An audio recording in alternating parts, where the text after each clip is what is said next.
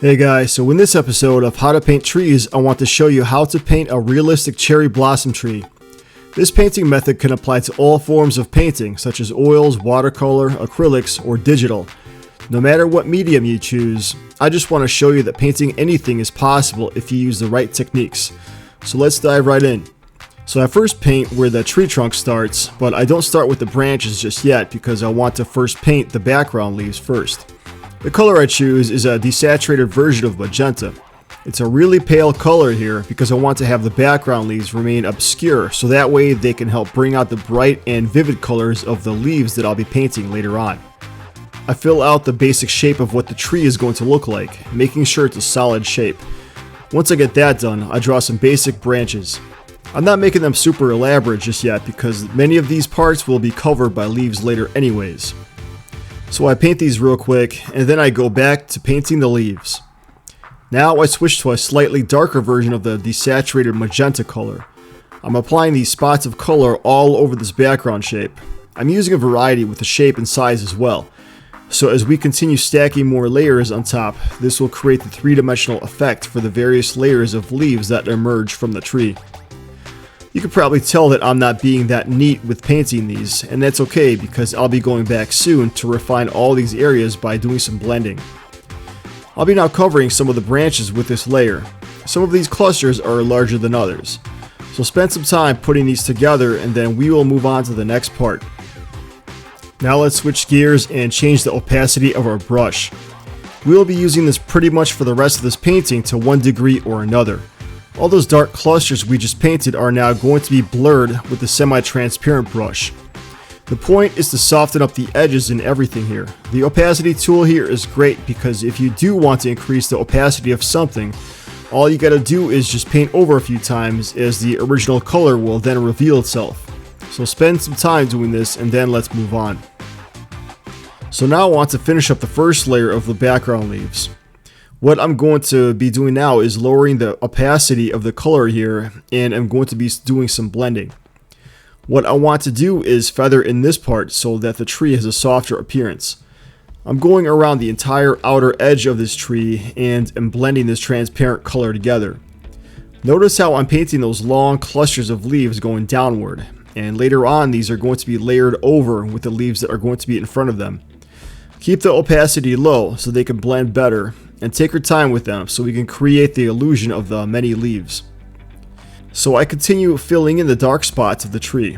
I try to spread them out evenly, but of course I will continue making them vary in shape and size. Even though painting things like this at this stage seems monotonous, it's important to do a good job of them because this represents one of the layers of this tree. Also notice how I'm painting smaller leaf clusters as well. Not only do you paint those larger ones we did earlier, but now we are going in with more detail and painting these smaller, more refined ones. So real quick before I move on, I want to finish painting this part, just some simple light on the tree trunk. The light here is going to be dappled because of how the leaves partially block out the sunlight. Give it some texturing too because after all, it is a tree trunk and you should apply light and shadows accordingly. I'll make more advanced videos in the future regarding painting textures on trees. So now you'd think we'd be pretty far into painting this tree. Well, guess again. Now we are going to paint the darkest parts now. I'm switching over to a dark and desaturated magenta and repeating the last step. These are going to be the darkest parts inside the tree where the shadows are the heaviest. So this is kind of the pattern I use with painting tree leaves. I go from light to dark, then back to light in the last stages. Notice also how there's a lot of overlapping going on with how we are covering up much of what we had previously painted. This is to be expected, especially if you are using traditional paints on a canvas, but even here this helps show the different layers of leaves.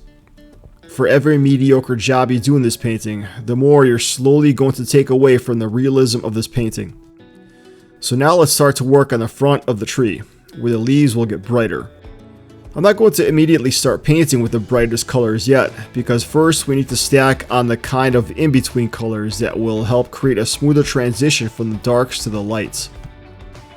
Normally I would go around the whole tree and use this regular magenta color to add to this next layer, but here for demonstrative purposes I want to show you the basics of how I'll be painting these outer clusters of leaves. So once I finish with this magenta color, I increase the value or brightness and start to stack on top. The basic brush strokes are the same here, except the main shape that I'm painting is going to be a curved one going down. That's unique to this tree and others similar to it, so you'll be seeing me paint shapes like this all around here. So now let's go back to our dark value and work some more on the shadows. That's a great part about painting trees. It's easy to go back and elaborate or correct something because of the way you can just layer more colors or paint over it in multiple ways. This part here didn't have enough shadow, and I wanted to contrast with the bright areas that I'll be soon painting over here. I'm also going back to the light areas and reapplying some shadow on here as well. If you notice any part of your tree having too much of one solid color, you need to get a darker color and add some texture to it. So then I go back to painting the lighter areas, indicating that the light source is coming from the left. You probably noticed I've been using the same brush this whole painting as well as the same type of brush strokes. Depending on what you paint, that's going to wildly vary, but here we were just painting a whole bunch of leaves 99% of the time. I hope you're getting the idea here. It's all about layering and, in a way, sculpting the object on the canvas. I add some more textures here and rinse and repeat. Also, when you first start painting these outer leaves, remember that they won't look that solid yet, so this is why it's important to keep going back and forth with these layers to give it a more solid appearance. Let's get some work done on the right side here. Since the sunlight isn't directly hitting this side, there's not going to be as much brightness used over here. You're still going to be using lighter value colors, but make sure that they don't stand out as much as the left side. Now we're really starting to see how this tree is coming together. The leaf clusters are looking more solid. Take your time painting these leaf clusters, as this will preserve the quality of your realism. And as you're painting, stay vigilant with how much you're applying, so you can see if any areas are overdone or neglected. Notice how much more vivid the colors are starting to become. This was the whole point of using desaturated colors in the beginning, so that we can stack on top the more prominent colors that show off the leaves in the front. This is also why we paint so many layers here, so we get an idea of depth of leaves going on in this tree. Try to use at least some variety in your brushing. The transparency is about half, so you could paint some small clusters of leaves to make them look more solid. So as you go more to the right, make sure the color gradually goes darker in value to make sure to show off the sun's radiance on the left. At this point, you should be using more vivid colors, but still, don't go overboard with this by still slightly desaturating your colors.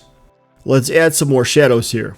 I want to make this part look a bit sharper to help bring out the highlights more. From our vantage point, we are able to see some parts of the tree underneath these leaf clusters that are behind the sunlight. So we want to indicate that here by contrasting the bright and dark values. So as I'm continually painting the leaves, I'm using more vibrant color tones as the leaves come out more. I really want them to stand out from the background color so that they can look three-dimensional. This part will take a while, so take your time. Painting trees especially can be monotonous work because you are basically painting the same things over and over again. So in the final layer of color, we are going to be using the brightest and most vibrant colors. And just make sure to do most of this on the left side here. When you look at this tree, sometimes you need to see it as a whole object to get an idea of where the light is going to be reflected. Go over any areas that need more solid shape and color if you need. Double check your progress now and go back if you need to. So before we wrap things up here, let's finish off this right side. Let's add some more textures on the leaves here. Just like on the left side, except here the color values will be closer together because we're not going to have any direct sunlight here. I think that's all for now. Overall, you can see how you can use any painting or a drawing tool to come up with some decent results. This tree does look pretty lonely here without any other plants or clouds in the sky. Stay tuned for a future video where I finish painting the rest of this picture. Thank you for watching.